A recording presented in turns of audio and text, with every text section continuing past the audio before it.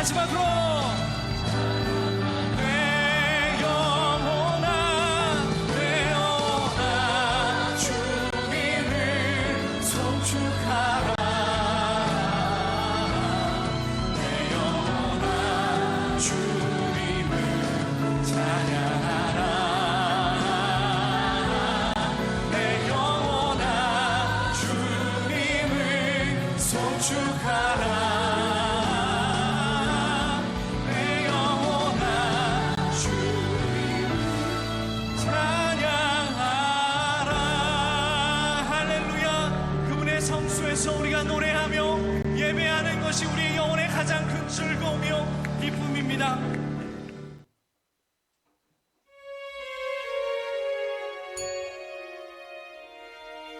예배는 주님과 만나는 시간입니다. 예배를 드리기 전에 먼저 주님 만날 준비 기도를 하겠습니다. 일주일 동안 감사한 일을 주님께 표현해 보시기 바랍니다.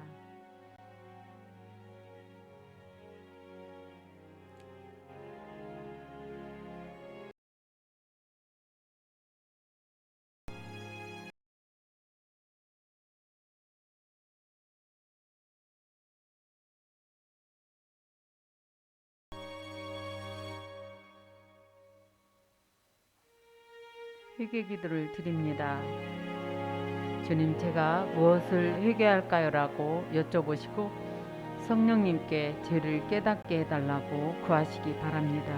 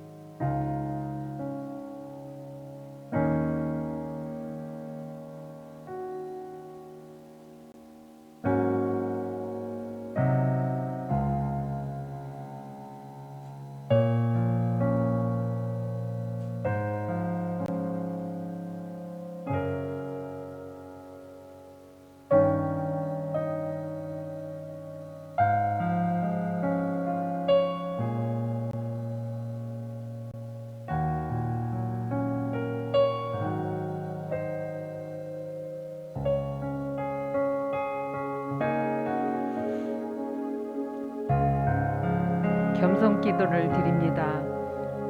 화면에 있는 내용을 함께 읽으면서 기도합니다. 주님, 저는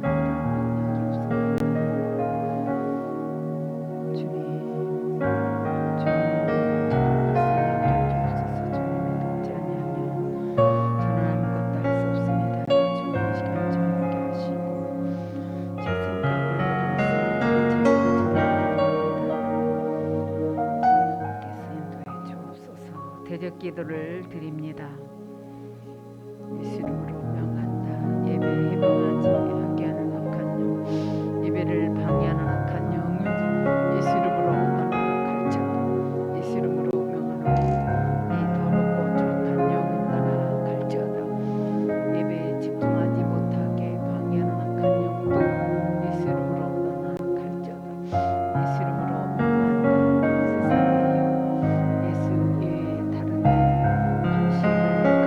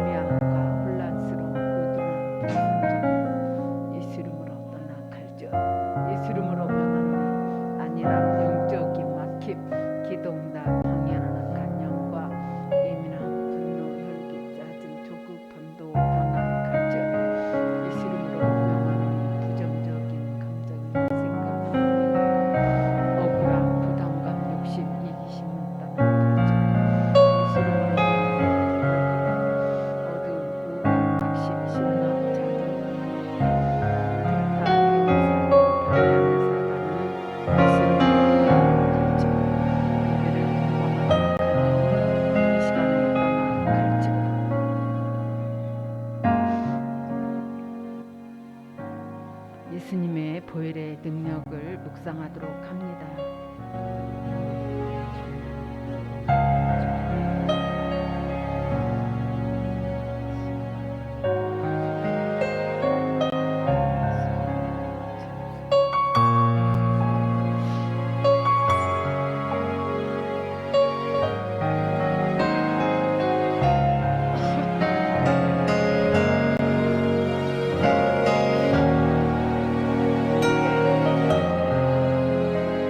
예수님을 구하는 기도를 합니다. 주여라고 통성으로 부르짖어 기도합니다. 주여, 주여,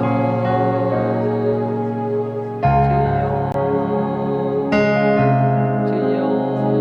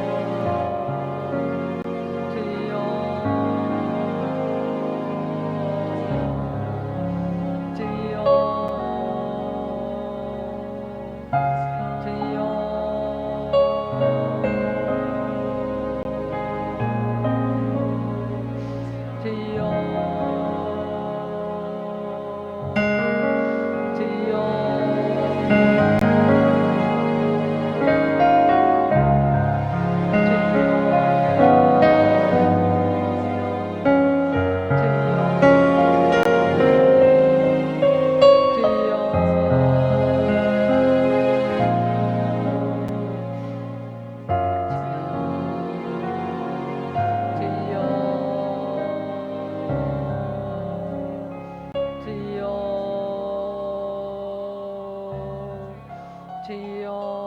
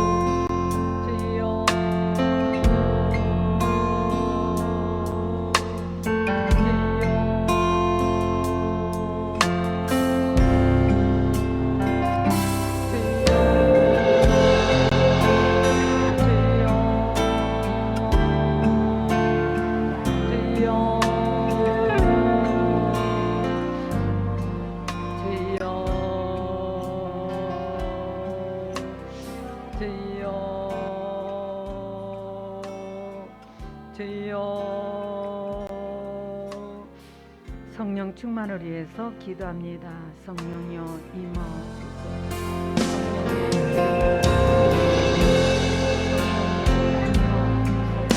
나를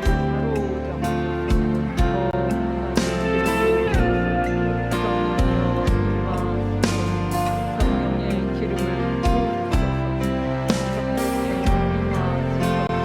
성령이 너희에게 임하시면 너희가 권능을 받고 사마리아와 땅끝까지 이르러 내 주님이 되리라. 주님의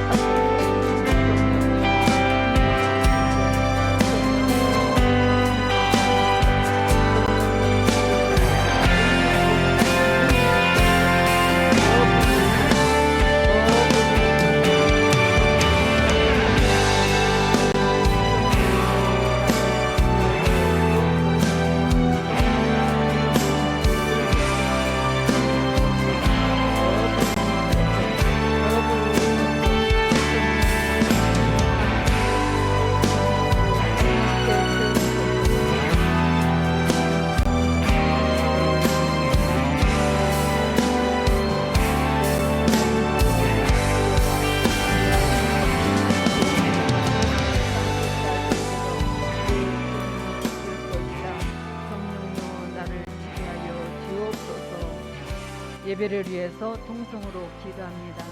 예배에 집중하게 해달라고, 하나님의 음성을 듣게 해달라고, 이 시간에 주님 만나는 귀한 시간 되게 해달라고 통성으로 부르짖어 기도합니다. 주여 주여 이 시간에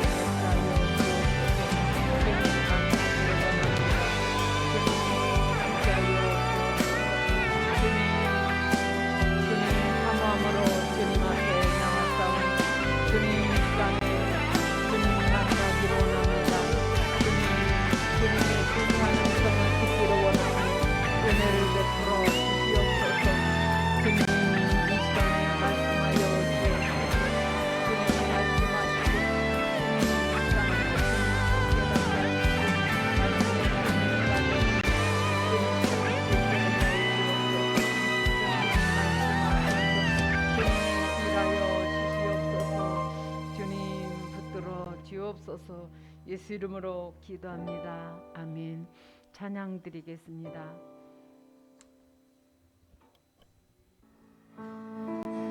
함께 고백하겠습니다. 주님 보좌 앞에, 주님 보좌 앞에 나아가 참된 안식과 기쁨 나누리겠네. 경배하며 주의 얼굴 구할 때 신실하신 주님 다같이 신실하신 하나님, 신실하신 하나님,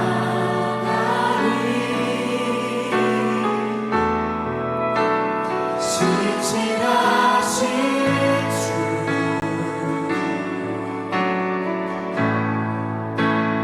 나의 주 하나님은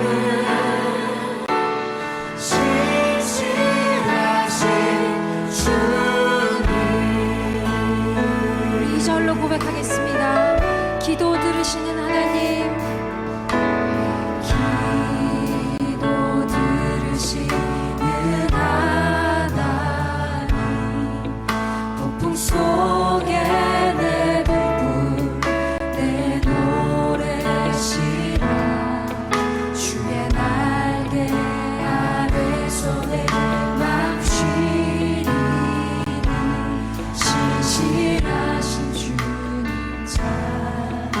같이 신실하신 하나님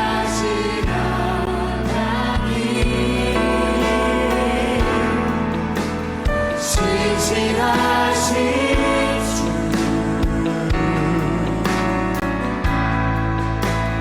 나의 주 하나님은 신실하신 주님. 네, 3절의 가사를 함께 우리 기도로 드리겠습니다. 평화 내려주신 하나님 나로 고통받는 자를 위로하게 하소서. 나의 평생의 주의 사랑을 전하리. 신실하신 찬양해. 신실하신 하나님 신실하신 주 나의 주 하나님은 신실하신 하나님 신실하신 하나님 신실하신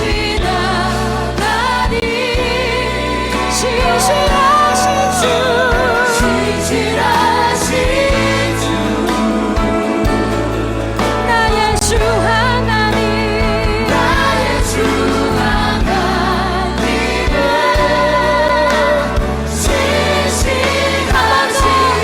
신실하신 하나님 신실하신 하나님 신실하신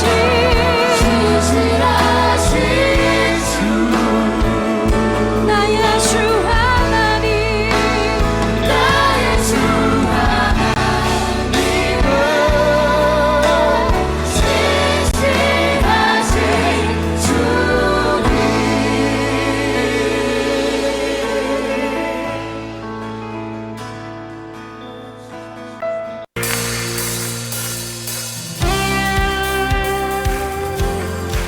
주님과 같은 분이 이 땅에 없음을 믿으시죠?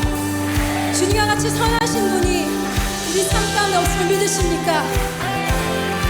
우리 그 주님을 함께 찬양합시다.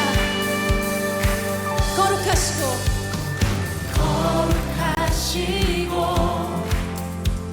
또 전능하신 주 창조주 하나님 알파요 오메가 우리에게 오신 임마누엘 주님 온 열방의 주인 또 생명의 주님 난 노래해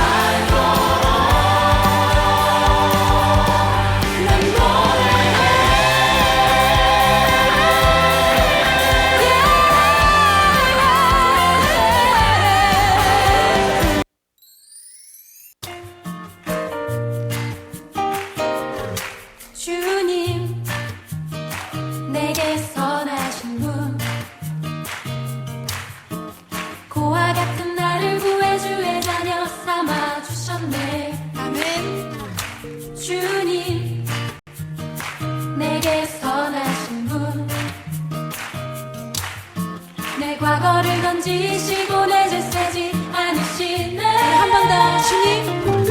주님 내게 선하신 분,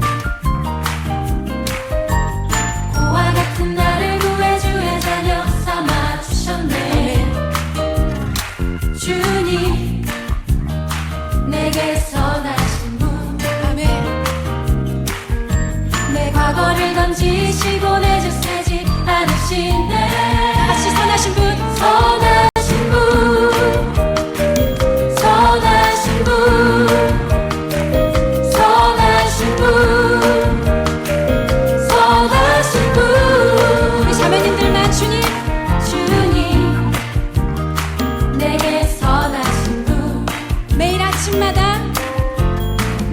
아침마다 주의 자비로 새 생명 주네. 우리 형제님들이 주님 내게 선하신 분, 주의 손이 내게 계셔 내 기쁨이 주께 있네. 한 번 더. 주님 내게 선하신 분, 매일 아침마다 주의 자비로 새 생명 주네. 주님 내게 선하신 분, 주의 손이 내게 계셔 내 기쁨이 주께 있네. 다시 선하신 분, 선하신 분, 선하신 분, 선하신 분, 선하신 분, 선하신 분, 선하신 분, 선하신 분, 선하신 분. 한 번 더. 선하신 주님, 선하신 분, 선하신 분, 선하신 분, 선하신 분. 한 번 더. 선하신 주님, 선하신 분, 선하신 분, 선하신 분, 선하신 분. 주님은 나의 사랑, 주님은 나의 사랑, 내 삶의 이유 되시며 어둠 속에 내 소망 내 노래 되시네. 주님이 주신 기쁨 날이 갈수록 커져가리라. 영원히 감사를 드리리. 우리 형제님들이 주님은 나의 사랑, 주님은 나의 사랑 되시며 어둠 속에 내 소망 내 노래 되시네. 우리 자매님들이 주님이 주신 기쁨, 주님이 주신 기쁨 날이 갈수록 커져가리라. 아멘. 영원히 감사를 드리리. 주님 주신 것, 주님 주신 것 알 수가 없네. 우릴 선택해 불러주셨네. 아멘. 보좌로부터 생명과 강건함 어느 곳에나 흘러 넘치네. 다시 주님은 나의 사랑, 내 삶의 이유 되시며 어둠 속에 내 소망 내 노래 되시네. 주님이 주신 기쁨 날이 갈수록 커져가리라. 영원히 감사를 드리리. 주의 이름을 영원히 높이며 주의 이름을 영원히 높이며 찬양의 제사 주께 드리리라. 주 계신 곳에 날 살기 원하니. 주님이 가신 우리의 기쁨입니다. 주님 닮도록 날 빚으소서.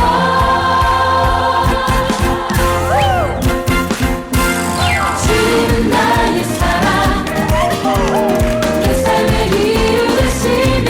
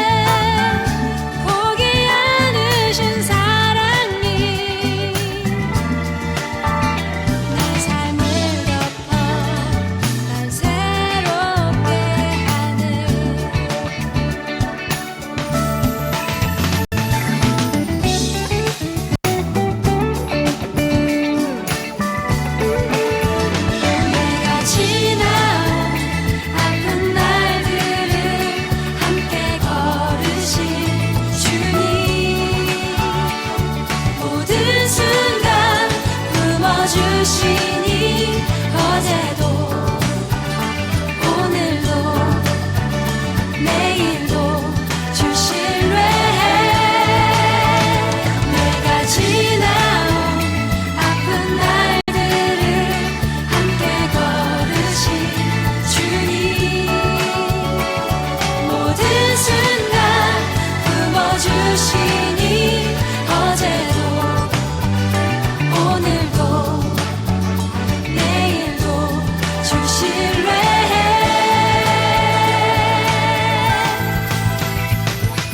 나를 향한 은혜가 이곳에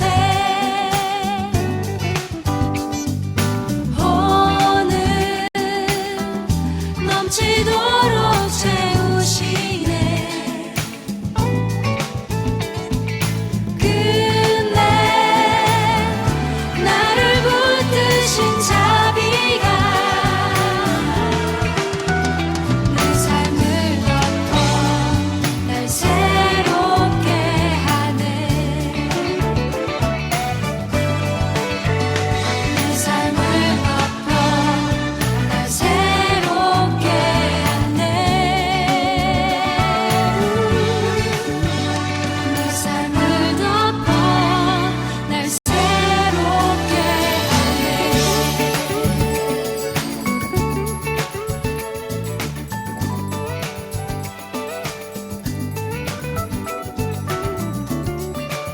우리의 주님은 실내 못 찬양하겠습니다. 에서도 지금 고백하신 대로 그렇게 우리의 삶을 맡겨드리기 원하십니까?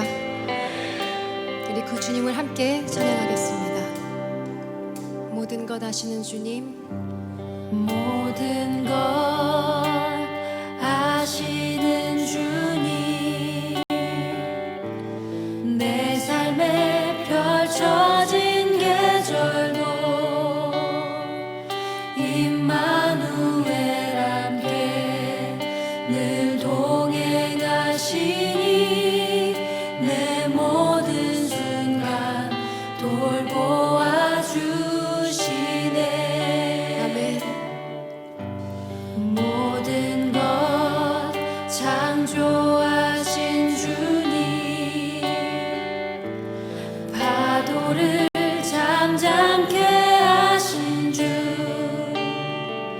실수가 없으신 신실한 하나님, 내 모든 순간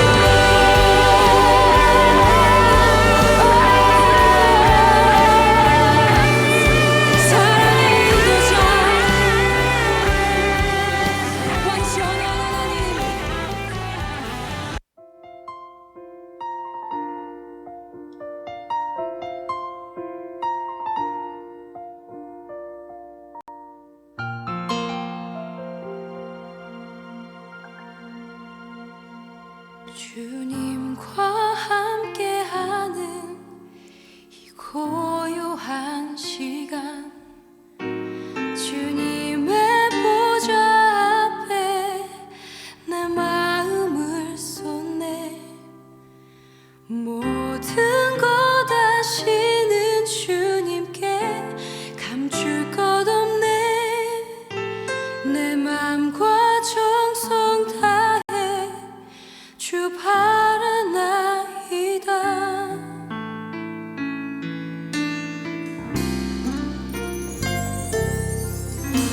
주님과 함께하는 이 고요한 시간, 주님의 보좌 앞에 내 마음을 쏟네. 모든 것 아시는 주님께 감출 것 없네.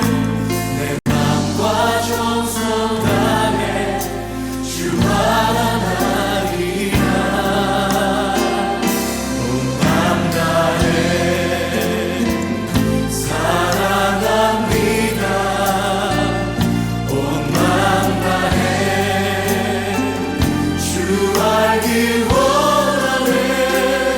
내 모든 삶 당신 것이니 주만 섬기리 온 맘 다해 나 염려하지 않아도 염려하지 않아도 내 쓸 것 아시니 오직 주의 얼굴 구하게 하소서. 주님 이해할 수 없을 때라도 감사하며 날마다 순종하며 주 따르오리라. 온 맘 다해 사랑합니다. 온 맘 다해 주 알기 원하네. 내 모든 삶 당신 것이니 주만 섬기리. 온 맘 다해 나의 사랑합니다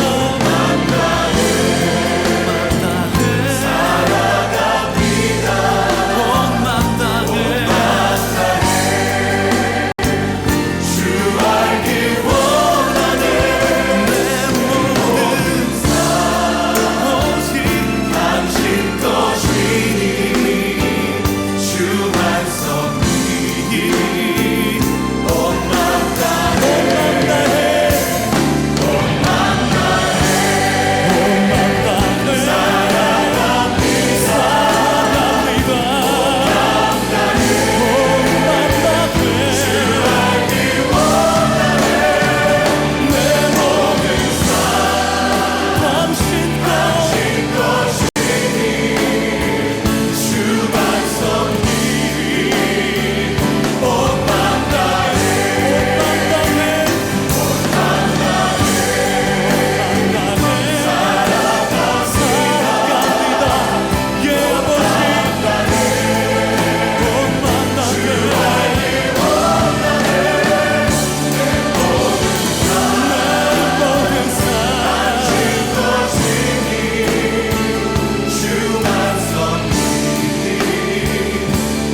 맘 다해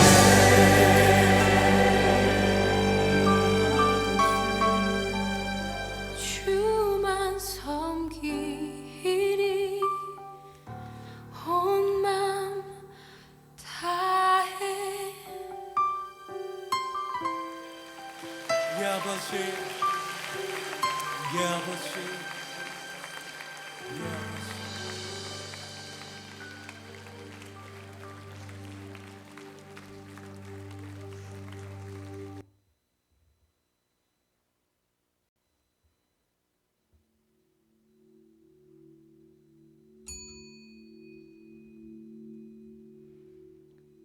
오 주여, 내가 주님께로 이 몸을 피하니 내 원수들에게서 나를 구해 주소서. 주님은 나의 하나님이시니 내가 오직 주님의 뜻에 따라 살아갈 수 있도록 그 길을 내게 가르쳐 주소서. 주님의 영은 선하시오니 그 선하신 영으로 나를 평탄한 길로 이끌어 주소서. 오 주여, 주님의 그 거룩한 이름을 위해서라도 나를 살려주시고 주님의 그 의로우심으로 내 영혼을 이 곤경에서 건져 주소서. 나를 향한 주님의 사랑은 변함없으시니 그 한결같은 사랑으로 나의 모든 어려움을 모조리 없애 주소서. 진실로 이 몸은 영원하신 주님의 종입니다.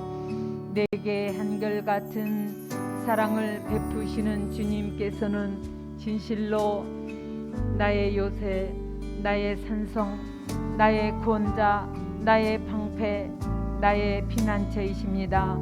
저 높은 위에서 주의 손을 뻗치시어 거센 물살에서 이 몸을 건져주시고 나를 구해주소서. 진실로 주님께서는 승리를 안겨주시는 분이시오. 주님의 종을 주님의 칼날에서 건져주시는 분이십니다. 우리의 곳간에는 온갖 곡식들로 가득가득 넘쳐나게 하시고 우리의 양떼는 드넓은 들판에서 천배 만배로 불어나게 하시며 우리의 소떼도 저마다 새끼를 베어 그 몸이 무겁게 하소서. 거리에는 더 이상 고통스러운 울부짖음이 없을 것입니다. 여호와를 자기 하나님으로 삼는 자들은 복 있는 사람입니다. 아멘.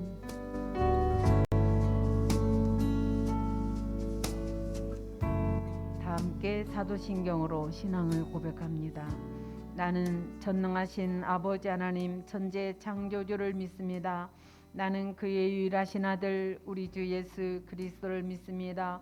그는 성령으로 잉태되어 동정녀 마리아에게 산하시고 본디오 빌라도에게 고난을 받아 십자가에 못 박혀 죽으시고 장사된 지 사흘 만에 죽은 자 가운데서 다시 살아나셨으며 하늘에 오르셔 전능하신 아버지 하나님 거기로부터 살아있는 자와 죽은 자를 심판하러 오십니다. 나는 성령을 믿으며 거룩한 공개와 성도의 교제와 죄를 용서받는 것과 몸의 부활과 영생을 믿습니다. 아멘. 찬송가 343장 시험 받을 때를 찬양드립니다.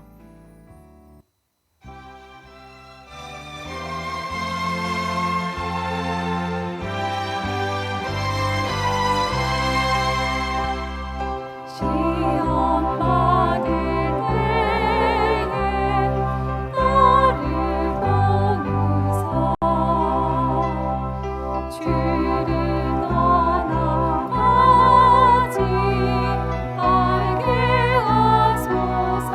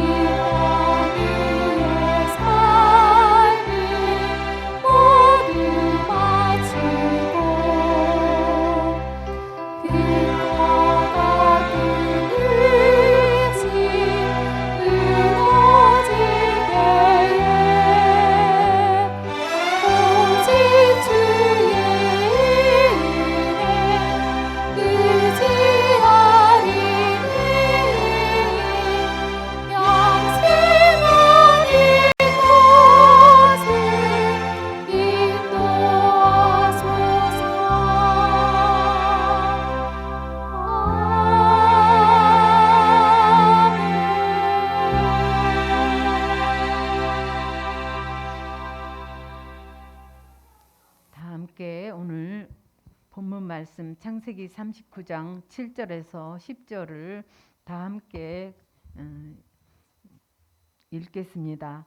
그 후에 그의 주인의 아내가 요셉에게 눈짓하다가 동침하기를 청하니 요셉이 거절하며 자기 주인의 아내에게 이르되 내 주인의 집안의 모든 소유를 간섭하지 아니하고 다 내 손에 위탁하였으니 이 집에는 나보다 큰 이가 없으며 주인이 아무것도 내게 금하지 아니하였어도 금한 것은 당신뿐이니 당신은 그의 아내임이라.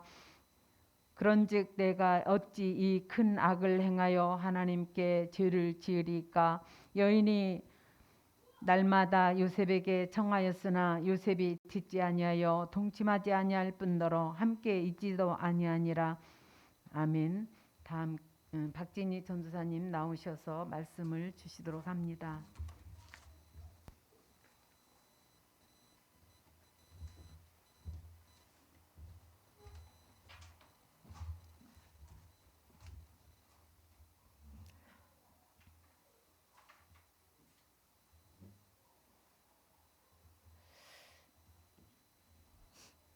네, 오늘 여기 말씀을 다 같이 읽으시라고 했는데 목사님은 혼자 읽으셔가지고 참 아쉽네요. 예, 여러분 성경을 소리내서 읽을 수 있는 기회가 있으면은 언제든지 그렇게 소리를 내서 읽는 것이 여러분의 영혼에 좋습니다. 그래서 소리를 내서 좀 읽으세요. 그러면은 큰 소리로 읽으시기 바랍니다.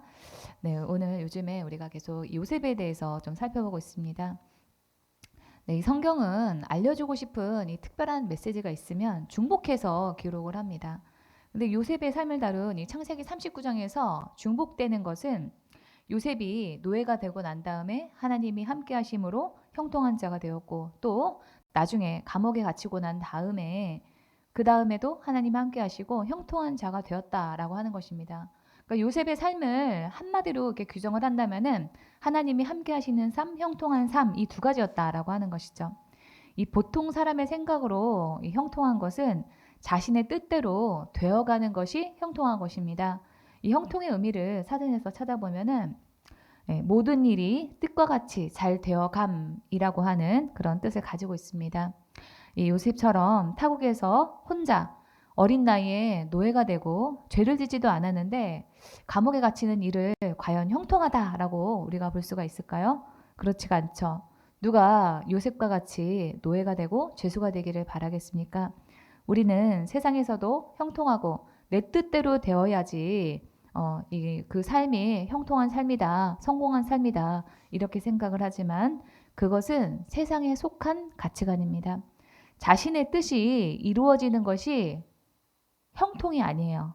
성경에서의 이 형통하다의 의미는 하나님의 뜻대로 되어가고 있는 것, 그것이 바로 형통한 그런 삶입니다. 요셉의 입장에서는 노예와 죄수의 삶이 형통하다고 볼 수는 없지만은 하나님의 입장에서, 하나님의 생각에서 요셉은 하나님의 뜻대로 되어가고 있었기 때문에 이 요셉은 형통한 사람이었습니다. 실패한 것처럼 보이고 때로는 내 뜻과는 완전히 반대되고 바란 적은 더더군다나 없었던 그 삶이 그런 일이 하나님의 입장에서는 형통한 삶이 되고 일이 될 수 있다라고 하는 것이죠. 여러분이 세상에서는 실패한 것 같고 인생의 그런 가장 밑바닥에 있는 것 같이 느껴질지라도 하나님의 뜻 안에 있다라고 한다면은 형통한 사람입니다. 반대로 세상에서 성공하고 모든 것을 다 갖추고 있는 것처럼 보인다고 할지라도 하나님의 뜻과 거리가 먼 그런 삶을 살고 있다면은 그 사람은 형통한 삶을 살고 있는 것이 아닙니다. 예수님이 십자가에서 달린 그 십자가에서의 그 희생은 예수님의 입장에서는 고통이었고 큰 손해였고 하지만은 하나님의 뜻대로 된 것이기 때문에 그 예수님의 십자가에서의 그 고난은 형통한 것입니다. 요셉도 마찬가지였습니다. 노예가 되고 이 죄수가 되는 그런 삶이 요셉에게는 고통스러운 그런 일이었지만 그것이 하나님의 뜻대로 된 일이었기 때문에 형통했다라고 오늘 성경에서는 말하고 있는 것입니다. 요셉이 하나님의 뜻대로 맞는 그런 삶으로 살았던 것은 어쩌다가 살다 보니까 그냥 저절로 그렇게 된 것이 아니었습니다. 의지를 내어서 하나님께 생각을 맞췄기 때문에 하나님이 함께 하셨고 또 하나님의 뜻대로 사는 그런 형통한 사람이 되었던 것입니다. 요셉의 그런 삶을 통해서 하나님이 함께하는 그런 사람은 어떤 특징을 가지고 있는가 하는 것을 오늘 본문 창세기 39장을 통해서 우리가 좀 살펴보도록 하겠습니다. 하나님과 함께하는 사람의 이 첫 번째 특징, 그것은 바로 생각을 하나님께 맞추는 데 있습니다. 요셉을 노예로 만든 사람은 같은 아버지 밑에서 태어나고 함께 자랐던 자신의 형들이었습니다. 요셉의 입장에서는 형들이 자신을 그렇게도 미워할 만했을까 생각을 해보면은 억울한 마음이 들었을 것입니다. 요셉이 그 아버지 야곱이 가장 사랑했던 여인이었던 그 라헬의 아들로 태어나고 싶어서 태어난 것도 아니고 아버지의 사랑을 받고 싶어서 특별히 요셉이 애를 썼다 하는 그런 점도 없었습니다. 태어나 보니까 어머니가 라헬이었고 아버지의 늙음하게 태어나서 요셉이 사랑을 받았던 것입니다. 또 형들이 잘못한 일을 창세기 37장에서 아버지에게 고자질했다 말했다 이렇게 나오고 있는데요. 그 일도 요셉이 형들과는 다르게 특별히 죄에 대한 예민한 감각이 있었기 때문에 그랬던 일이었습니다. 형들이 자신을 섬기리라고 하는 그런 꿈을 꾼 이야기를 한 것도 요셉이 정말 그렇게 되리라고 하는 대단한 그런 야망을 마음에 품고 있었다면은 아마 형들에게 말하지 않았을 것입니다. 다시 그 꿈을 꾸고도 난 다음에 형들에게 얘기를 했죠. 그렇게 요셉이 얘기를 한 것은 형들이 미워하는 줄 알면서도 그런 얘기를 한 것은 요셉이 정말 순수하게 아무 생각이 없이 사심이 없이 자기 형들에게 꿈 이야기를 했다라고도 우리가 좀 추정을 해볼 수가 있습니다. 요셉은 형들을 믿고 무방비 상태에서 혼자서 양을 치고 있는 형들에게 갔을 뿐이었는데 형들은 갑자기 요셉을 우물에다가 던져놓고 노예로 팔아버렸습니다. 믿었던 사람에게 배신당하고 갑자기 사고를 당한 요셉은 요즘 애들 말로 아마 멘붕이 왔을 것입니다. 더군다나 이 요셉의 형들은 요셉을 그렇게 우물에다가 빠져놓고도 밥을 먹었습니다. 창세기 37장 23절부터 25절까지 보겠습니다. 요셉이 형들에게로 오자 그들은 그의 그가 입은 화려한 옷을 벗기고 그를 들어서 구덩이에 던졌다. 이 구덩이가 바로 제가 말씀드렸던 예전에 그 우물이라고 말씀드렸죠. 그들이 앉아서 밥을 먹고 있는데 고개를 들고 보니 마침 이스라엘 상인 한떼가 길르앗으로부터 오는 것이 눈에 띄었다. 이때 이 우물에 빠져있던 요셉은 생사의 기로에서 아마 고통스러웠을 거예요. 내가 과연 여기서 살아나가서 살 수 있을까? 살아나가도 과연 형들이 나를 가만둘까? 이런 생각을 하고 있었을 겁니다. 그런 사람을 옆에다 두고 어떻게 밥이 넘어갑니까? 근데 이 형들은 그렇게 밥을 먹고 있었다는 거죠. 이 형들에게서는 인간성이라고는 조금도 찾아볼 수가 없었습니다. 저희가 만약에 요셉이라면은 어떻게 형들이 나한테 그럴 수가 있어 하면서 온몸이 떨렸을 것 같아요. 노예로 잡혀나고 난 다음에는 세상이 아마 다 무너진 그런 기분이었을 것입니다. 배신감과 증오, 분노, 미움, 원망, 복수심 이런 감정들 때문에 아주 힘들고 세상에 믿을 사람 한 명도 없어 이런 실망감에 노예의 삶을 이전에는 살아본 적이 없었기 때문에 앞으로 어떻게 내가 살아야 되나 두려운 마음이었을 것입니다. 그런데 요셉이 노예로 팔려나가고 난 다음에 감정적으로 요셉의 그 말이라든지 생각이 어떠했다 이런 기록이 전혀 없습니다. 요셉을 노예로 받아들인 이 주인 보디발이 요셉을 너무나 아들처럼 잘해줬기 때문에 요셉이 그랬을까요? 그렇지 않았을 것입니다. 요셉은 형들이 자신을 판 일을 하나님이 하신 일로 받아들였습니다. 그래서 자신의 감정대로 하지 않고 노예의 삶 가운데서 참을 수가 있었던 것입니다. 하나님과 함께하는 사람은 억울하고 어려운 일이 있어도 그 일을 하나님이 하신 일로 받아들이고 묵묵합니다. 우리에게 일어난 모든 일은 우연히 일어난 일이 아닙니다. 모든 일이 하나님의 세심한 그 계획과 뜻 안에서 일어납니다. 예수님께서는 누가복음에서 참새 5마리가 2냥이 빨리지 않느냐. 그러나 그 가운데 하나라도 하나님께서는 잊고 계시지 않는다라고 말씀하셨습니다. 참새는 그 가치가 아주 작고 보잘것없는 존재예요. 그런 존재까지도 하나님께서 그 팔리는 일에 관여를 하십니다. 그런데 우리에게 일어나는 일이겠습니까? 하나님께서는 우리의 삶 가운데 일어나는 모든 일을 다 하나님의 정확한 그 계산 아래서 돌아가게 하신다라고 하는 거죠. 우리에게 일어난 모든 일은 다 의미가 있고 하나님의 선한 계획 아래에서 일어납니다. 노예가 된 이 처지의 노인 이 요셉에게는 2가지로 생각이 갈라졌을 것입니다. 형들에 대해서 분노하면서 복수심으로 세월을 보낼 것인가?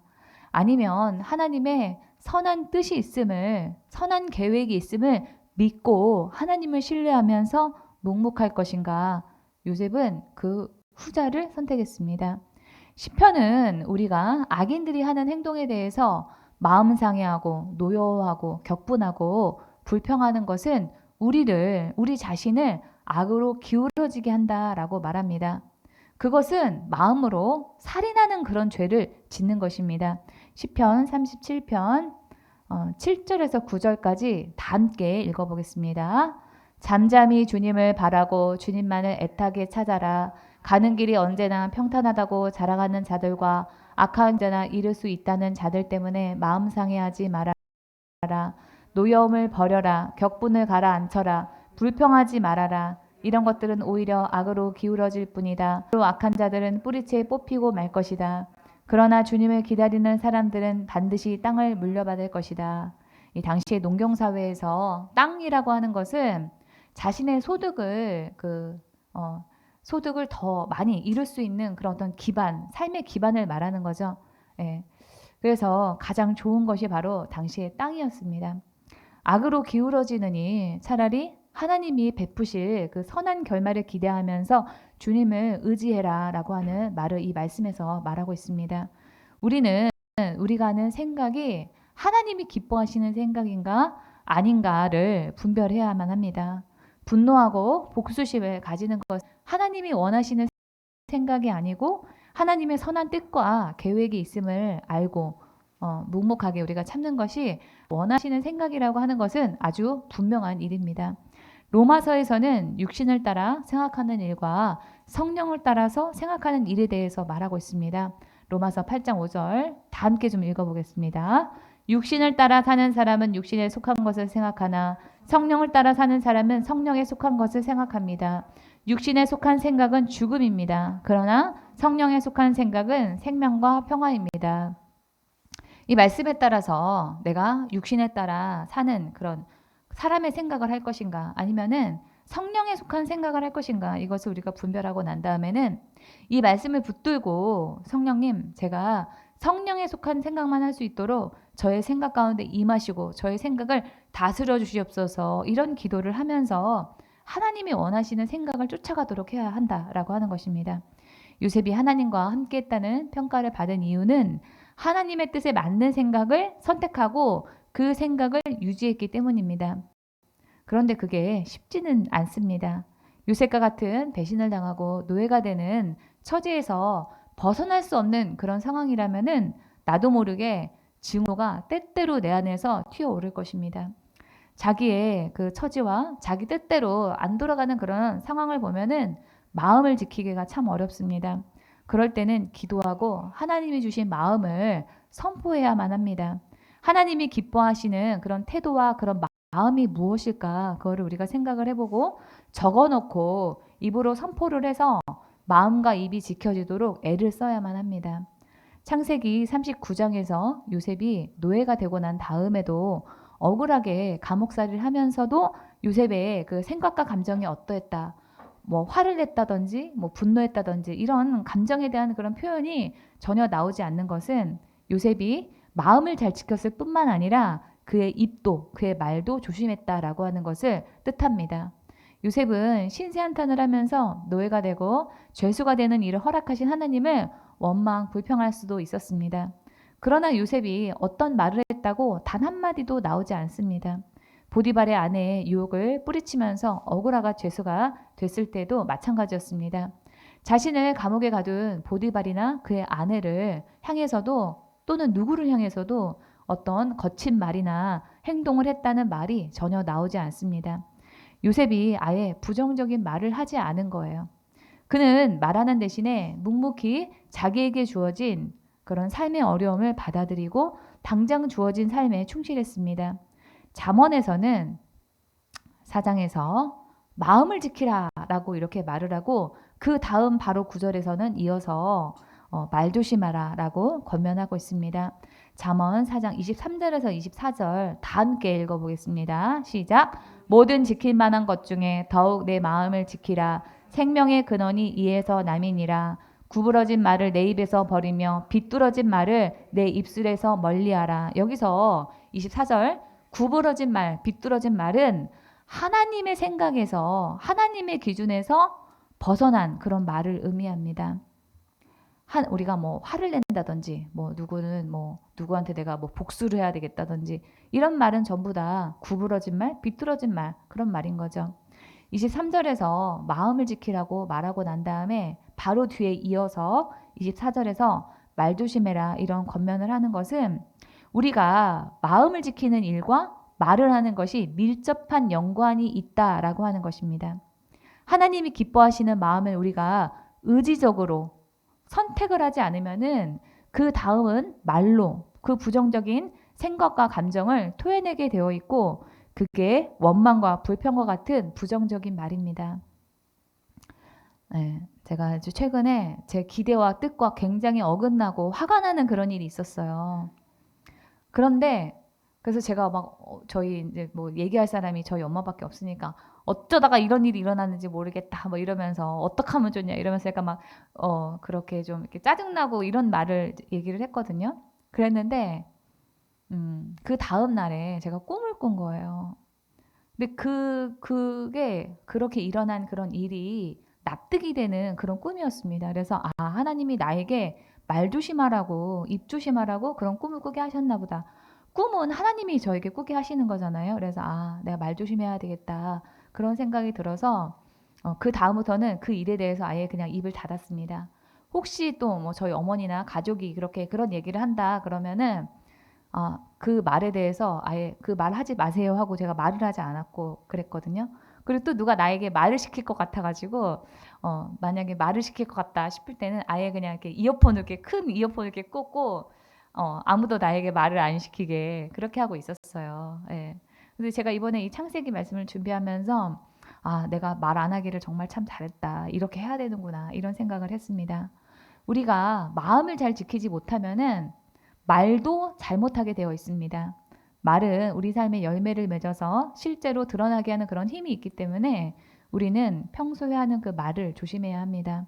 우리는 어려운 상황에 있었다고 할지라도 어려운 환경 가운데 있다고 할지라도 하나님의 생각을 쫓아서 생각과 마음과 입을 다스릴 줄 아는 그런 신앙인이 되어야 합니다. 영적인 사람은 자기 감정에 따라서 상황에 따라서 신앙이 달라지지 않습니다. 어려운 상황에서도 기복이 없는 그런 신앙생활을 하는 그런 사람이 바로 요셉이었습니다. 제가 이 유튜브 그 방송 중에서 잘 듣는 그 의학 박사님이 계세요. 유태우 의학 박사님이라고 하는 분이 계시는데요. 이분이 말씀하시기를 병은 거의 무증상이 대부분이라는 거예요. 그런데 내가 그 병에 반응을 하기 때문에 증상을 맞는다라고 말을 합니다.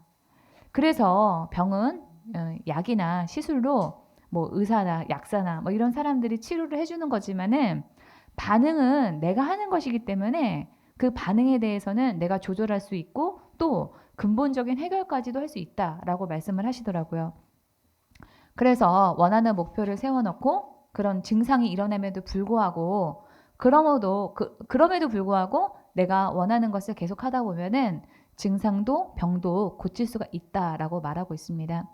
우리의 삶에 일어나는 그런 문제가 아예 없을 수는 없습니다. 문제가 바뀌거나 그 강도가 변할 뿐입니다. 언제든지 피할 수 없는 사람을 만나고 피할 수 없는 일을 겪습니다. 상식이 통하지 않고 도저히 이해할 수 없는 사람을 만나게 됩니다. 그때마다 우리가 화내고 불평한다고 해서 달라지는 것은 없습니다. 내가 과도하게 예민하게 반응을 하기 때문에 도리어 내 마음만 더 상할 수가 있습니다. 문제만 보면은 더 마음이 어려워집니다. 문제를 더 큰 문제로 만드는 것은 어쩌면은 나 자신일 수도 있어요. 문제에 집착하지 말고 그 속에서 일하신 하나님을 바라보고 의지를 사용해서 마음과 생각과 입을 하나님의 뜻에 계속 맞추도록 해야만 합니다. 하나님과 함께하는 사람의 두 번째 특징은 상황에 요동하지 않고 내가 할 수 있는 일, 나에게 당장 주어진 일에 최선을 다한다라고 하는 것입니다. 큰 문제 앞에서 해결할 능력을 잃으면 우리는 삶의 목표를 잃어버리고 모든 일에 손을 놓고 될 대로 되라 하는 그런 식으로 살기 쉽습니다. 일상이 무너지고 그 문제에 과도하게 빠져 있거나 또 때로는 회피하고 도망가려고 하기도 합니다. 요셉은 자유를 잃은 노예가 되었기 때문에 아버지가 있는 그 고향으로 돌아갈 수 있으리라고 하는 그런 희망이 전혀 없는 그런 처지였습니다. 이전에 아버지에게 사랑을 받으면서 왕자처럼 살았기 때문에 노예라는 삶을 받아들이기가 더 어려웠을 것입니다. 그럼에도 불구하고 요셉은 노예의 삶을 받아들였습니다. 노예가 지금 당장 할 수 있는 일이라고 한다면 그 일에 최선을 다하자라고 마음을 먹었습니다. 그렇게 열심히 하자 가정의 총무가 되어 주인의 모든 소유를 다 맡기까지 되었습니다. 요셉이 가만히 있는데 하나님이 요셉이 뜻하는 대로 다 잘 되게 해주셔서 가정 총무로까지 고속 승진하게 해주셨다. 이런 뜻이 아닙니다. 하나님은 성실히 일하는 그 사람의 태도를 보시고 복을 주십니다. 시편 37장 3절에서 5절까지 다 함께 읽어보겠습니다. 시작. 주님만 의지하고 선을 행하여라. 이 땅에서 사는 동안 성실히 살아라. 기쁨은 오직 주님에게서 찾아라. 주님께서 내 마음의 소원을 들어주신다. 내 갈 길을 주님께 맡기고 주님만 의지하여라. 주님께서 이루어 주실 것이다. 우리에게 주어진 일에 성실히 하면서 기쁨을 사람이나 되어지는 그런 일에 두는 것이 아니라 주님에게서 찾을 때 주님께서 우리가 우리 소원 이루는 게 아니에요. 주님께서 소원을 이루어 주시고 들어주신다라고 말씀을 하십니다. 우리의 능력으로 해결할 수 없는 그런 일에 대해서 우리가 손 놓고 있을 것이 아닙니다. 내가 할 수 있는 그 일에 대해서는 성실한 태도로 최선을 다하고 그 다음에는 주님을 찾고 주님께 맡기고 주님께 의지해야만 합니다. 여기서 말하는 주님께 주님을 찾고 주님을 맡기고 주님께 의지하는 것, 그것이 바로 기도와 묵상입니다. 멍 때리면서 우리가 시간을 보내면은 생각에 그 부정적인 생각의 늪에 빠집니다. 마음과 입을 지키고 주님으로부터 새 힘을 받아서 나에게 주어진 일에 최선을 다할 수 있는 비결은 기도와 묵상에 있습니다. 하나님과 함께하는 사람의 세 번째 특징은 사람이 보지 않아도 하나님이 보고 계신다라고 하는 생각으로 하나님을 의식하면서 산다라고 하는 점입니다. 요셉은 잘생긴 27살의 청년입니다. 창세기 39장 6절 하반절에 보면은 요셉의 외모에 대해서 나오는데요. 요셉은 용모가 준수하고 잘생긴 미남이었다라고 기록되어 있습니다. 우리나라 남자 배우 중에서 탑급 잘생긴 걸로 탑급인 이 강동원 배우에게 인터뷰할 때 잘생김이 약점이라고 얘기했다 그래요. 그랬더니 이 사람이 연기로 넘어서겠다 이런 말을 했다고 했는데 하나님께서는 요셉에게도 잘생김이라고 하는 약점을 주셨습니다. 이 노예가 잘생기면은 성가신 일이 많죠. 창세기 39장 7절 보겠습니다. 일이 이렇게 된 지 얼마 지나지 않아서 주인의 아내가 요셉에게 눈짓을 하며 나하고 침실로 가요 하고 깨웠다. 예, 우리에게 외모를 주신 분은 하나님이십니다. 우리의 외모를 만드신 분은 하나님이시죠. 하나님이 요셉에게 잘생김을 주셨는데 그것 때문에 요셉의 삶에 문제가 생겼다는 것은 보디발의 아내 유혹에 대한 그 하나님의 뜻이 있다는 것입니다. 모든 문제의 중심에는 하나님이 계시고 하나님이 그 문제 상황에서 우리가 어떻게 하고 있는가 그것을 보고 계십니다. 이 보디발의 아내가 침실로 가자고 한 말은 그냥 같이 뭐 자자 뭐 이런 얘기가 아니라 성적으로 하나가 되자라고 하는 그런 뜻입니다. 이것을 단순히 죄에 대한 유혹으로만 생각을 할 게 아닙니다. 세상은 우리에게 세상의 가치관으로 세상과 하나가 되자라고 우리에게 날마다 권면하고 있습니다. 우리가 이 땅에 살다 보면은 성경의 가치관으로 살 것인가 아니면 세상의 가치관으로 살 것인가 이 둘 중에서 하나를 선택을 해야 되는 그런 순간이 언젠가는 오도록 되어 있습니다. 세상의 가치관대로 살면은 더 잘 살고 편안할 것 같습니다. 그러나 그 길은 멸망의 길입니다. 요셉이 이 보디발의 아내의 애인이 되면은 아마 요셉의 노예 생활은 조금 더 아니면은 훨씬 더 많이 편했을지도 모릅니다. 왜냐면은 살림을 주관하는 사람은 보통은 그 가정의 안주인 아내이잖아요. 그렇기 때문에 요셉이 이 보디발의 아내의 애인이 되면은 아마 요셉이 사는 게 좀 더 많이 나아졌을지도 모릅니다. 그러나 요셉은 좀 더 편안해 보이는 그 세상의 가치관, 그 보디발의 아내의 유혹을 거절합니다. 창세기 39장 네, 8절부터 9절까지 말씀인데요. 이 말씀이 제가 빼먹었네요. 제가 읽어드리겠습니다. 그러나 요셉은 거절하면서 주인의 아내에게 말하였다. 주인께서는 모든 것을 나에게 맡겨 관리하게 하시고는 집안일에는 아무 간섭도 하지 않으십니다. 주인께서는 가지신 모든 것을 나에게 맡기셨으므로 이 집안에서는 나 위에는 아무것도 없습니다. 나의 주인께서 나의 맘대로 하지 못하게 한 것은 한 가지뿐입니다. 그것은 마님입니다. 마님은 주인 어른의 부인이시기 때문입니다. 이 요셉은 이 보디발 가정에서의 자신의 위치를 일단 설명을 하고요. 그 다음에 말합니다. 그런데 내가 어찌 이런 나쁜 일을 저질러서 하나님을 거역하는 죄를 지을 수가 있겠습니까?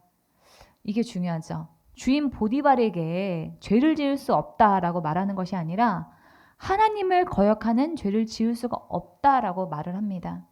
요셉은 죄를 지었을 때 사람이 두려운 것이 아니라 자신을 보고 계신 하나님이 두려웠던 겁니다. 예레미야서에서 하나님을 말씀하십니다.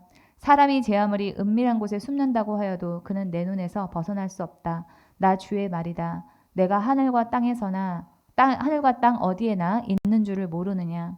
하나님이 우리의 마음 씀씀이 또 말과 행동까지도 다 보고 계십니다. 사람을 의식하면은 사람이 안 보면 그만이니까 죄를 지을 수도 있습니다. 그러나 하나님을 의식하면은 하나님을 피할 수가 없기 때문에 죄를 짓지 않게 됩니다. 우리의 중심까지도 하나님이 다 감찰하신다라고 하는 그런 믿음을 가진 사람은 하나님이 두려운 줄 알기 때문에 매사를 진심으로 다 하게 됩니다. 하나님이 나의 마음 속까지도 다 보고 계신다. 그것이 바로 성경적인 가치관을 가진 사람의 특징입니다. 창세기 39장 10절 하반절입니다. 상반절 보겠습니다. 요셉이 이렇게 말하는데도 주인의 아내는 날마다 끈질기게 요셉에게 요구해왔다. 요셉이 죄짓기를 거절하는데도 요셉을 이 보디발의 아내가 날마다 끈질기게 했다라고 하죠. 이렇게 세상의 가치관은 우리를 가만두지 않습니다. 날마다 끈질기게 우리가 죄로 인해서 넘어질 때까지 우리에게 세상의 가치관을 따라서 살 것을 우리에게 요구합니다. 그러나 요셉은 10절 하반절에서 이렇게 합니다. 요셉은 그 여인과 함께 침실로 가지도 않았을 뿐만 아니라 아예 그 여인과 함께 있지도 않았다. 우리가 죄를 이길 수 있는 방법이 바로 여기에 있어요. 거기에 가지도 않을 뿐만 아니라 함께 있지도 않는 거. 우리는 죄를 지을 가능성이 있는 그런 사람과는 함께 어울리는 일뿐만 아니라 그런 장소에 가는 것까지도 하지 말아야만 합니다. 죄는 그 자리에서 맞서 싸우는 게 아니에요. 죄 지을 가능성이 있으면은 아예 그 자리를 피하고 그 사람을 차단을 해야지 유혹에서 우리가 이길 수가 있습니다. 우리 함께 선포해 보도록 하겠습니다. 큰 소리로 시작. 죄의 유혹에 있는 자리나 사람을 피하자. 나를 보고 계시는 하나님을 의식하자. 네. 하나님과 함께하는 사람의 네 번째 특징은 하나님 때문에 불이익을 당하거나 억울한 일이 있어도 하나님을 신뢰한다라고 하는 점입니다. 요셉이 성경적인 가치관에 따라서 하나님을 의식하면서 죄를 짓는 그 자리와 사람을 피했음에도 불구하고 요셉에게 억울한 일이 생깁니다. 창세기 39장 11, 12절입니다. 하루는 요셉이 할 일이 있어서 집 안으로 들어갔는데 그 집 종들이 집 안에 하나도 없었다. 목격자가 없다는 거죠. 여인이 요셉의 옷을 붙잡고 나하고 침실로 가요 하고 졸랐다. 그러나 요셉은 붙잡힌 자기의 옷을 그의 손에 버려둔 채 뿌리치고 그의 집 바깥으로 뛰어갔다. 이 안주인도 바깥 주인하고 똑같은 그런 주인의 위치인데도 요셉이 안주인인 보디발의 아내의 그 유혹을 피하려다가 그 손을 뿌리친 채로 뛰어나갔다라고 하는 그것을 보면서 이 요셉이 얼마나 죄의 유혹에 대해서 필사적으로 저항했는가라고 하는 것을 생각을 해볼 수가 있습니다. 이전에 보디발의 아내가 요셉에 대해서 정욕을 품었던 마음은 이제 모욕으로 바뀌고 또 증오하고 이 요셉을 모함하게 됩니다. 창세기 39장 13절에서 18절 제가 읽겠습니다. 여인은 요셉이 그 옷을 자기 손에 버려둔 채 집 바깥으로 뛰어나가는 것을 보고 집에서 일하는 종들을 불러다가 말하였다. 이것 좀 보아라. 주인이 우리를 웃음거리로 만들려고 이 히브리 녀석을 데려다 놓았구나. 여기서 말하는 히브리 사람이라고 하는 것은 아주 그쪽 우리 그 가나안 쪽에 살던 그런 사람들을 비하하는 그런 말이었습니다. 옛날에 왜 일본 사람들이 우리 조선 사람을 조선인들에게 조센징이라고 또 하고 우리는 또 일본 사람들 향해서 쪽발이라고 했던 것처럼 이 히브리 녀석이라고 하는 게 좋은 그런 뜻이 아니에요. 비하하는 그런 말입니다. 그가 나를 욕보이려고 달려들기에 내가 고함을 질렀더니 그는 내가 고함 지르는 소리를 듣고 제 옷을 여기에 내버리고 바깥으로 뛰어나갔다. 이렇게 말하고 그 여인은 그 옷을 곁에 놓고 주인이 집으로 돌아오기를 기다렸다. 주인이 돌아오자 그에게 이렇게 일러바쳤다. 당신이 데려다 놓은 저 히브리 사람이 나를 농락하려고 나에게 달려들었어요. 네 탓이다. 지금 그 얘기하는 거죠. 내가 사람 살리라고 고함을 질렀더니 옷을 내 앞에 버려두고 바깥으로 뛰어나갔어요. 이 보디발의 아내는 요셉에 대한 그런 거부감을 조성하고 보디발이 오자 거짓말까지 했습니다. 노예가 되고 난 다음에 이 가정의 총무가 되면서 이제 조금 살만해졌나 싶은 그런 요셉에게 아주 큰 위기가 닥칩니다. 이렇게 우리 삶의 문제는 끝이 없고 상식 밖, 예상 밖의 사람도 우리 옆에 언제나 있습니다. 이런 일을 당할 때도 요셉은 어떠했다라고 하는 그런 말이 없습니다. 항변할 권리가 있는데도 그냥 무조건 참아라 이런 뜻은 아닙니다. 요셉은 노예가 되었을 때와 같이 보디발의 아내의 그 모함을 하나님이 하신 일로 받아들이고 하나님에게 속한 말과 생각을 하기로 결단을 했던 것입니다.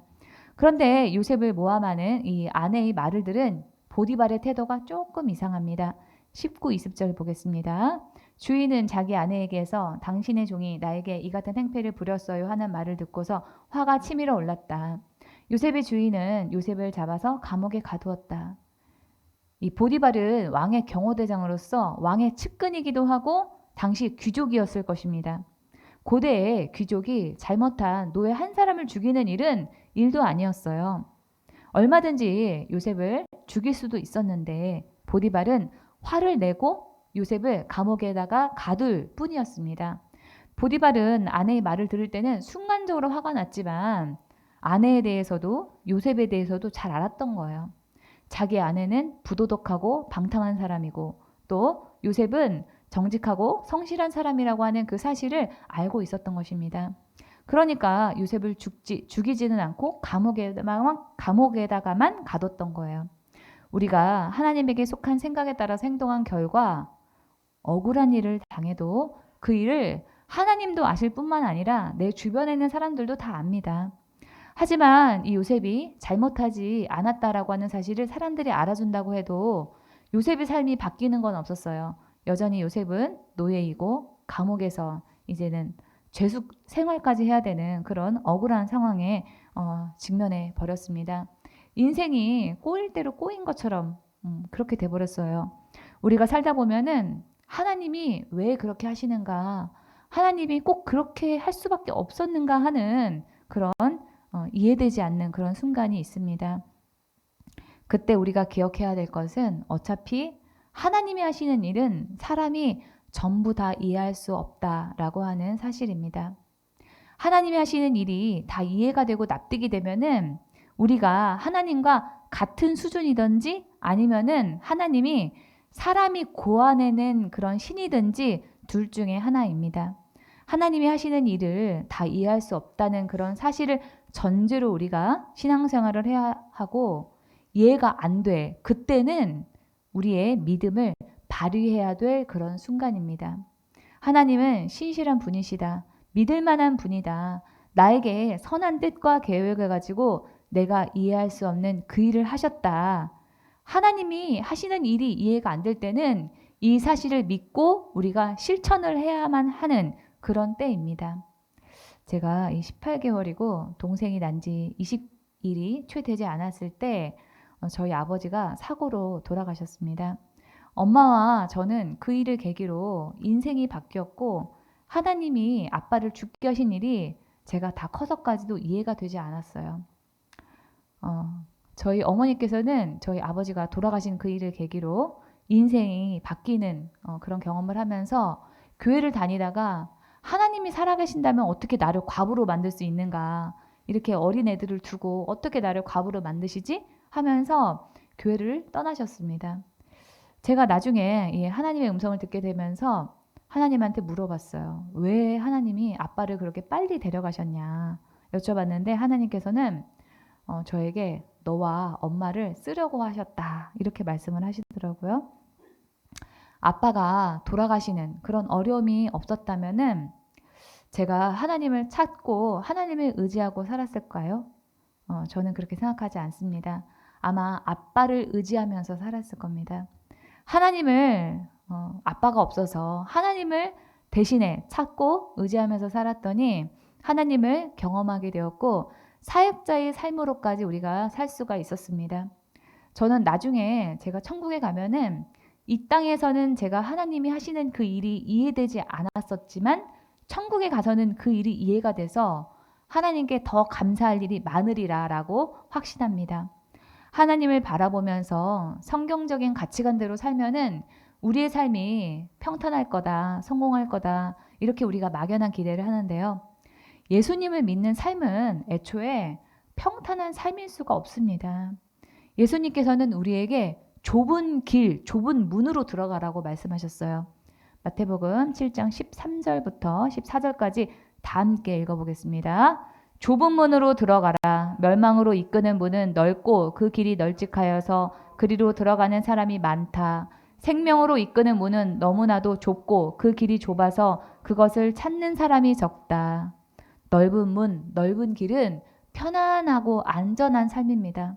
내가 예수를 믿는다는 것은 편안하고 안전한 그 삶을 버리고 좁은 문, 좁은 길을 일부러 찾아서 가는 거예요. 예수님을 믿으면서 하나님이 주신 그 사명에 충실한데 여러분의 삶이 편하기만 하다면은 그거는 문제가 있는 겁니다. 자기 부인하고 십자가를 지는 그런 삶이, 예수님을 따라가는 그런 삶이 어떻게 편하기만 하겠습니까? 하나님을 우리가 믿기 때문에, 하나님 때문에 불이익을 당하거나 억울한 일이 있는 것은 아주 당연한 그런 일입니다. 우리의 신앙이 하나님 앞에 바로 서 있다는 것은 세상 사람의 반대에 부딪히거나 때로는 핍박당하고 어려운 일이 있다는 것을 의미합니다. 우리는 이 사실을 받아들여야만 합니다. 요셉은 하나님 앞에서 죄를 짓지 않기 위해서 최선을 다하다가 당한 그 억울한 일에 대해서 가타부타 따지지 않고 그냥 그대로 받아들였습니다. 하나님을 믿기 때문에, 하나님이 기뻐하시는 행동 때문에 사람들의 미움을 받고 불이익을 당하고 희생하는 것은 우리가 이 땅에 살면서 감수해야만 합니다. 죽기를 두려워하면은 하나님 앞에 제대로 설 수가 없어요. 세상에서 죽은 사람처럼 보이는 인생이 된다고 할지라도 하나님 앞에서는 살아있는 그런 신앙인이 되기를 주님의 이름으로 축원합니다. 그런데 요셉이 감옥에 갇히고 보니까 왕의 죄수들을 가두는 그런 곳이었다라고 성경에 나옵니다. 19절 하반절을 보겠습니다. 그곳은 왕의 죄수들을 가두는 곳이었다. 왕의 죄수는 왕과 관련 있는 죄수라는 그런 뜻이니까는 신분이 낮은 사람이 아니라 신분이 높은 사람들이었습니다. 요셉이 이전에는 경호대장이었던 보디발만 상대를 했다면 이제는 감옥에 들어가게 되면서 신분이 더 높은 사람들과 더 많이 만날 수가 있게 되었습니다. 그러면서 요셉은 왕궁에서의 일과 그 이집트의 상류층의 문화가 어떠한가 하는 것을 더 많이 배우고 성장하게 되었을 것입니다. 그러니까 우리가 살다 보면은 다 나쁜 일만 있는 것은 아닙니다. 사람이 볼 때는 감옥에 갇혀서 더 안 좋게 된 것처럼 보였지만은 하나님이 요셉에게 감옥에 들어가게 하면서 새로운 기회를 열어주신 것입니다. 감옥에 갇힌 일로 요셉은 나중에 왕의 술 맡은 신하하고 떡 굽는 신하를 만나서 드디어 왕 앞에 나가서 인생이 역전되는 그런 계기를 만들어낼 수 있게 되었습니다. 저는 이 부분을 보면서 로마서의 말씀이 생각났습니다. 로마서 8장 28절의 말씀 다 함께 읽어보겠습니다. 하나님을 사랑하는 사람들 곧 하나님의 뜻대로 부르심을 받은 사람들에게는 모든 일이 서로 협력해서 선을 이룬다는 것을 우리는 압니다. 하나님은 우리에게 일어난 나쁜 일을 통해서 좋은 일이 일어나게 되는 그런 계기를 만들어 주시고 나쁜 일조차도 좋은 일로 변화시켜 주시는 그런 분이십니다. 그러기에 우리는 내가 당장 처한 그 문제만 볼 것이 아닙니다. 그 문제를 허락하신 하나님을 보고 그 문제를 넘어서 새로운 기회를 하나님이 우리에게 열어주실 것을 기대해야만 합니다. 말씀을 정리하겠습니다. 하나님과 함께하는 사람은 생각을 하나님께 맞춥니다. 억울하고 어려운 일이 있어도 하나님의 섭리를 생각하면서 묵묵합니다. 상황에 요동하지 않고 내가 할 수 있는 일, 나에게 주어진 일에 최선을 다합니다. 사람이 보지 않아도 하나님이 보고 계신다는 생각으로 삽니다. 죄의 유혹이 있는 자리나 사람을 피합니다. 그 과정에서 설령 하나님 때문에 불이익을 당하거나 억울한 일이 있어도 끝까지 하나님을 신뢰합니다.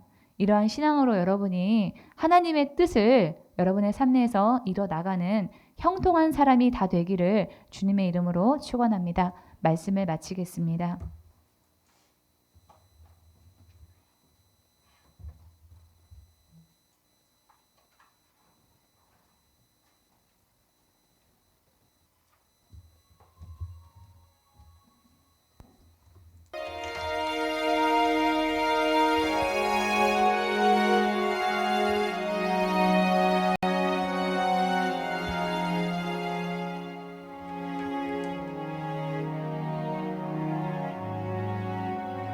성찬을 하겠습니다.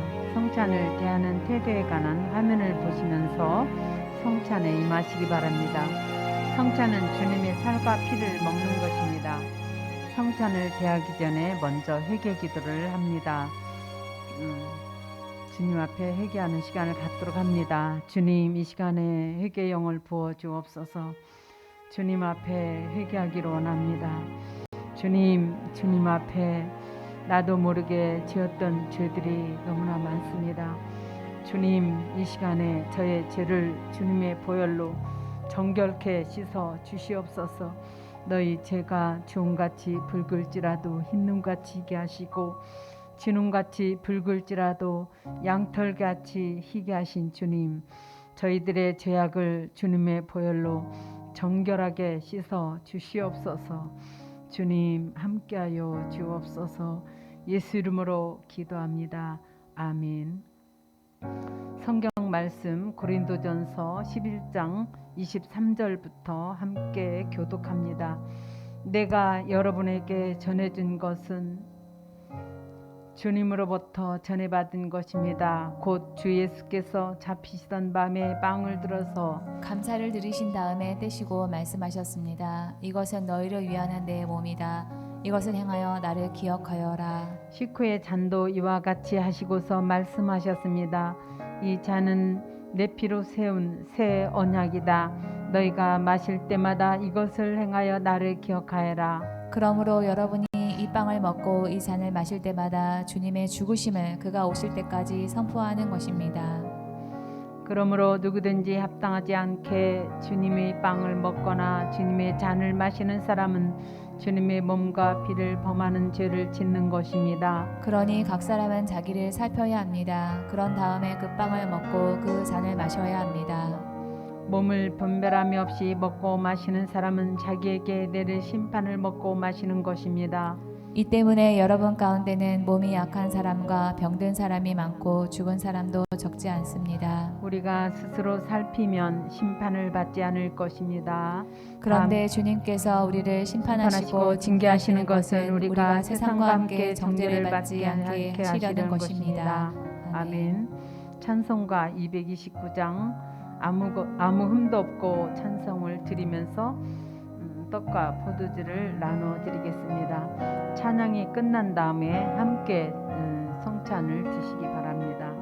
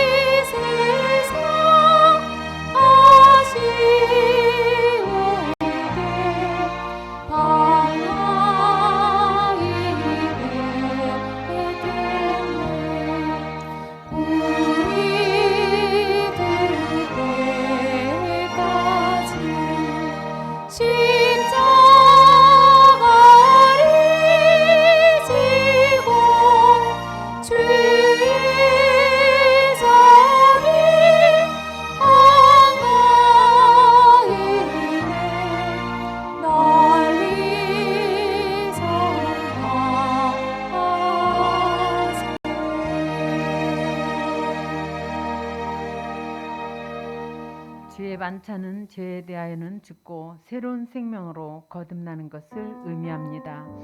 그리스도의 지속적인 교제와 연합을 의미하기도 합니다. 떡은 주님의 몸이니 이 떡을 먹음으로 예수님을 기억하라고 하십니다. 포도주는 예수님께서 십자가에서 흘리신 피를 상징하는데 피는 생명을 의미합니다. 다 함께 떡과 포도주를 먹겠습니다.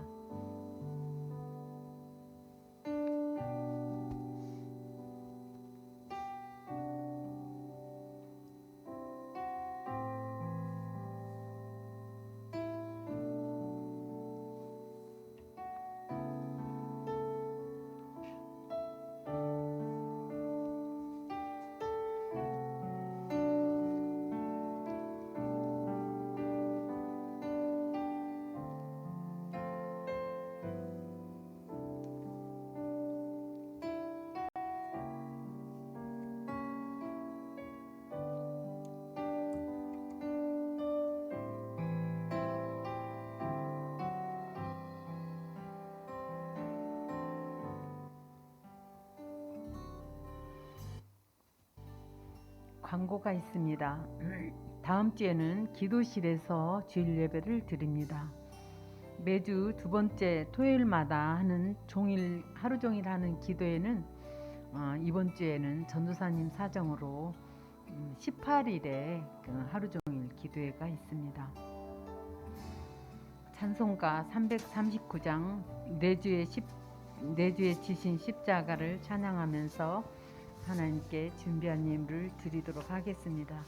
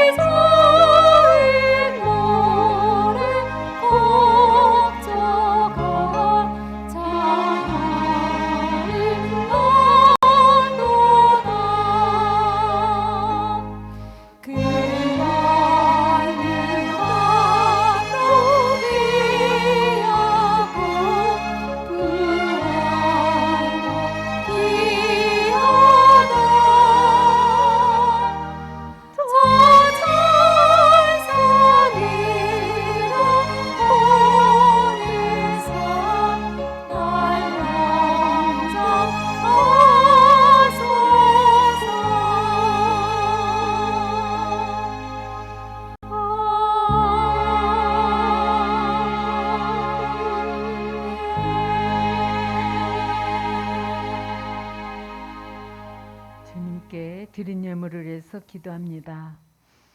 어차피 이 세상에서 우리가 추구하는 것은 한도 끝도 없습니다. 세상에 속한 것을 추구하는 것이 아니라 하나님이 함께 하는 삶을 추구하게 하여 주옵소서. 생각을 하나님께 바치고 하나님이 기뻐하시는 일을 하기를 원합니다. 상황에 휘둘리지 않고 모든 일에 성실하게 하면서 우리의 손을 기도하며 하나님께 맡기겠습니다. 이해할 수 없는 일을 당할 때 그 문제에 넘어 계시는 하나님의 선한 뜻과 계획을 신뢰하며 낭망치 않고 끝까지 하나님의 약속을 붙드는 우리가 되게 하여 주옵소서. 늘 깨어서 기도하게 하시고 주님을 붙들 수 있는 저희들이 되게 하여 주옵소서. 귀한 예물을 주님께 드립니다. 온전한 10의 1조와 감사 예물과 주일 업무를 주님께 드렸습니다. 주님 연락하여 주시고 오병의 기적으로 축복하여 주옵소서. 직장에 축복하시고 가정의 자녀들을 축복하여 주옵소서. 앞길에 시온의 대로가 열리게 하시고 늘 어느 곳에 가든지 형통한 축복이 임하게 하여 주옵소서. 예수 이름으로 기도합나이다. 아멘.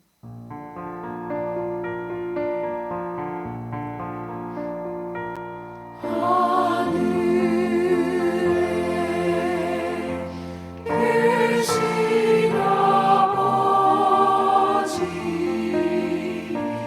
이름 거룩하사 주님 나라 임하시고 뜻이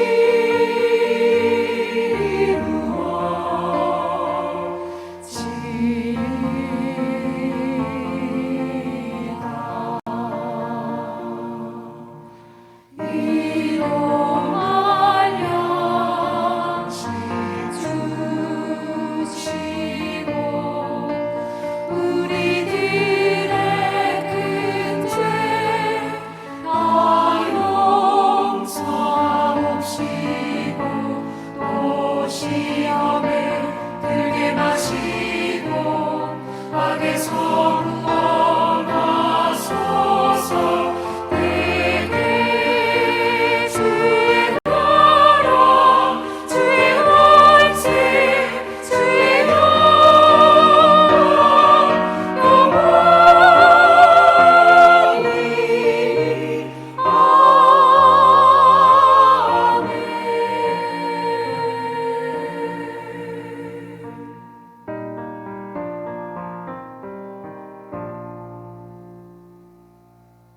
이제는 우리 주 예수 그리스도의 은혜와 하나님 아버지의 지극하신 은혜와 성령의 내주 교통 역사하심이 이제로부터 영원토록 기도의 집회와 성도들의 함께할지어다.